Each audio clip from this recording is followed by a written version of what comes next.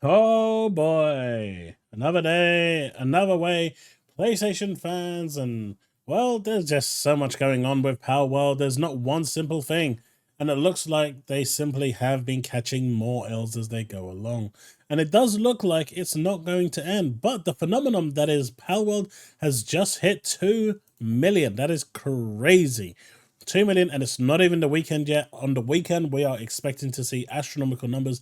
There is a really good chance that this could actually surpass PUBG at 3.2 million. There is a really good chance that the weekend surge, especially the Friday, could see this really getting really good numbers. But you know what? We've seen a lot of PlayStation devs come out. We've seen a lot of ponies come out talking about the fact that all these sales are PC. Nothing is on, Xbox. No one's buying it. But as we can see here, Power World has reached the #1 most popular game on PC Game Pass. Again, this doesn't mean sales, but it surpassed League of Legends, Valorant, and Minecraft in total in the number of people playing. That's insane, right?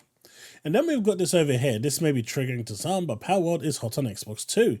According to Circana's player engagement tracker, Matt Piscatella is someone that the PlayStation fans pretty much worship at this point, so they can't go back on this.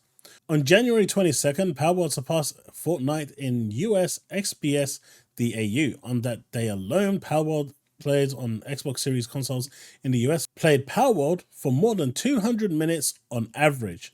Bonkers numbers. It's a success, but you know what? At the end of the day, it's all great for the team, and I'm happy that they're doing well as an indie company, and the success that they've actually got from this is phenomenal. Now we're looking over here, and they've already got a roadmap out, and if you notice, the one thing you'll see here that isn't there is a PlayStation port. However, they are bringing new islands, pals, bosses, and technologies, PvP for those that want it, crossplay between Steam and Xbox, so versions will be able to play together. Like I've been saying, even though people have been telling me no, it's never going to happen. Yeah, it is. Raid bosses, which is cool. Improvement to the building systems. PAL Arena for PvP for the PALs. Server transfers and migration. Various bug fixes. Power World is currently available on Game Pass for Xbox and PC. Are you excited to play these updates? It's also available on Steam. But then we have, the sour side of, the whole Power World drama. We've got Alex Smith, the dude that can't stop taking L's. He said, I contacted my good friend Gina ZJW, and she is already in contact with those responsible for Power World to bring the game to PlayStation when they make the 32-player version of the game available on consoles, Xbox, PlayStation. And so, UK Med here decided to take it upon himself to reach out to Jingwen Jinazu, or Shu, however, I'm not sure how you pronounce that. Hey there, just thought you should know that this account is claiming you told them things about Power World coming to PlayStation. So they said, hi, sorry, it seems that I cannot view this Twitter, but thank you for letting me know. Anyway, so he followed up with, well, here's a screenshot of what he said. And as you can see here, I contacted my good friend. Now, he said good friend, right? My belief is that the man doesn't know you, but that's just a guess. And if spreading misinformation using your name. And you know what Jing Wen said? Thanks for the screenshot. I don't know this person. Oh, damn. Hot damn. That guy is literally a walking L. That guy has spread so much misinformation. I mean, after this, he might as well just go and delete his Twitter account because he has just become completely and utterly redundant. No one after this should take anything he says seriously, and he has become a humongous joke. And his good friend at PlayStation over in Japan just completely and utterly rejected him. Don't even know him. Don't even know you. Like, who the hell is this person? But it doesn't end there. Because apparently now publications, surprisingly not IGN, but like Games Radar, have decided that Palworld isn't exactly an amazing game. It's almost embarrassing that Pokemon got upstaged by something as sloppy as Palworld, a janky survival game carried by one good idea. And you can clearly see that they're farming for views here. It's so sad. It's really sad to see. And despite the fact that Palworld is actually a really fun game, and if you are into that sort of survival archival type of game, this is like, and you like that Pokemon sort of thing, then this is like a match made in heaven for you. This is combining all of those games into a niche that no one has done before. There's a reason why so many people are playing it and continuing to play it and are having a lot of fun with it. And they've hit 7 million players now, and that's only on Steam. And considering on Game Pass PC, it's got more players playing than Fortnite, Valorant, and Minecraft.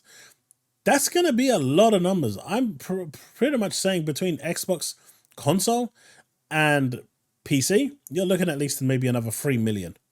So that number could easily be about 10 million right now. That's crazy. But it doesn't really end there, does it? Because our good buddies, PC Gamer, decided that they wanted to come out. After Starfield, they needed a new ammunition. Let's get rid of Argos. They said Palworld could be a delight if it wasn't so invested in being awful. So what they're saying here is that, killing animals is animal cruelty.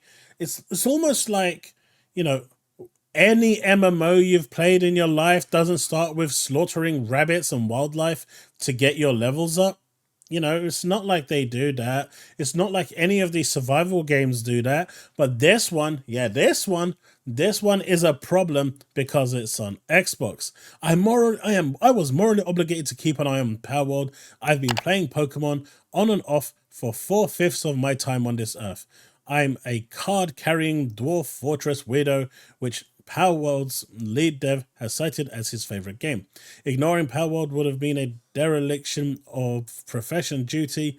Now that I've spent a dozen hours with it, emerging this week into early access, I can comfortably say that duty might have been fine to leave derelict. So basically, he's a Pokemon fan, and he hates the fact that Palworld is a better game, right?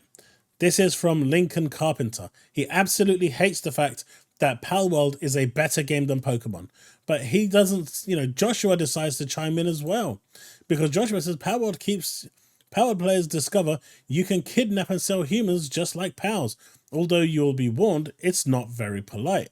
So apparently now they're saying that the game encourages slave trade. Because they are trying everything in their power to try and ridicule this game or try and bring this game down. It's not going to work, PC Gamer. Your publication is literally a piece of shit that no one cares about. But you can continuously try and get these failed points across. No one cares. They're having a good time. Because as Asmongold said, regardless of what you put into a video game, in the end, it's just a video game. It's not real life, and therefore people are just having a good time. Keep your politics and your bullshit to yourself. But it doesn't end there. Former Pokemon legal chief says Palworld looks like the usual rip-off nonsense I would see 1,000 times a year, and he's surprised it got this far. But he also says that there's not much they can do about it because despite some similarities, the games are vastly different. Yes, it uses the sphere, but guess what? Hey, Beyblade uses a form of contraption. There are other games that do similar things. And it's not like they didn't rip off Dragon Quest when they looked at, when you put them side by side. Those that were in my stream yesterday would have seen it. So, it's really interesting. But it's not just internet commentators who have taken notice of Palworld, and it's gajillions of sales. The former head of Nintendo Pokemon Company's legal team, Dan McGowan, isn't mincing words about the game either. In a chat with GameFile, McGowan straightforwardly said Palworld looks like the usual ripoff. But he clearly doesn't understand what he's talking about, because Pokemon doesn't have survival aspects. It's an RPG. You go along, you have turn-based battles, you call upon your Pokemon, the Pokemon fight. You don't have your character fighting alongside you, you don't have to feed them, you don't have to do anything to them. So you know, maybe Pocket Pair CEO Takuro Mizobu has a point when he says the game is far more comparable to Ark Survival Evolved than Pokemon. And I fully agree, because you know what? That is the way it is. But, you know, this PC gamer in the UK, they're really trying to push that agenda, just like they did with Starfield, to throw hate on a game that they know is successful, they know people are loving, but they just cannot help it. They just can't help themselves. They need those clicks. But you know what? The more I see stuff like this, the more I want this game to succeed and grow and be bigger and just become a complete phenomenal, you know, a phenomenon sensation where it just completely and utterly takes over the world. It's great. I love it. And the fact that people are crying over this, lying over this, making bullshit articles to try and sway the opinion just makes it all that bit sweeter. And then you've got PC Gamer over here, though this isn't Power World related. Obsidian's next, PC Gamer again, sorry. Obsidian's next RPG Avowed won't have the option to do a pure pacifist run. And they're saying this in a negative way. They're saying that, you know, it should basically be able to do this. Who cares? And as you can see down here, perfect, good, excellent, good, because Starfield's purely pacifist was effing lame. It's crazy to think that, you know, publications are attacking this. What's even more crazy is the fact that IGN gave this an 8 out of 10. Now, a lot of people are looking at that and saying, 8 out of 10? What the hell? I think, honestly, an 8 out of 10 is a good rating for an early access. It's missing core features like raids, like PvP, like server migration. There's also some like intrinsic gameplay mechanics that apparently none of these games generally have that I was looking for, but who knows, they may add them. But it's also missing like a few features that it could have. And you know what? Once it's actually ready for release and they actually give it a review based on its release, which I hope they do because that's what they did with Baldur's Gate 3, I reckon it can hit those 9s and maybe even contend for Game of the Year, because right now, no one would have, you know, thought of their bingo card for a game like this to appear and take the world by storm. At the end of the day, love or hate Power World, it's here to stay. It's not breaching any rules or regulations. It's found a niche, and it just goes to show that there are so many people out there that are hungry for a good Pokemon game or a good Pokemon style game. And with, you know, Game Freak just not delivering on any version of their game for ages now, all it took was someone to come with a fresh idea, a fresh coat of paint, a new direction for a game of similar caliber, and off it goes. And it makes me smile to no end. You've got Eurogamer over here playing Power World gives off the impression of playing a product designed to be sold rather than to be played. You will feel like a mark, and you'll be right. They're trying to say that you're being scammed into buying this, you're being conned into buying this, and that they're trying to appeal to a nostalgic part of you that will make you go out and buy it. The simple fact is the game is fun, people are enjoying it, and they just can't stand it. But you know what? Between PC Gamer and Eurogamer, do you know what's the correlation between these two? They are very PlayStation-centric websites. Now, IGN is, of course, run by someone who used to work at Sony, at PlayStation, so that one I still found weird. But you know what? I will go as far as saying that 8 out of 10 could probably have been a 9 out of 10 if the game basically was on PlayStation. If it was on PlayStation, I think they would have given it higher. But you know what? As you can see here, they're all just trying to bring it down because it's not on PlayStation. They are so salty, and they are trying to, as a media publication, bring it down. The game is, you know, something of a fresh air. Just enjoy the game. But nah, they can't. Anyway, folks, let me know what you think in the comment section below. Let's have that discussion, and I'll see you in the next one. Remain legend.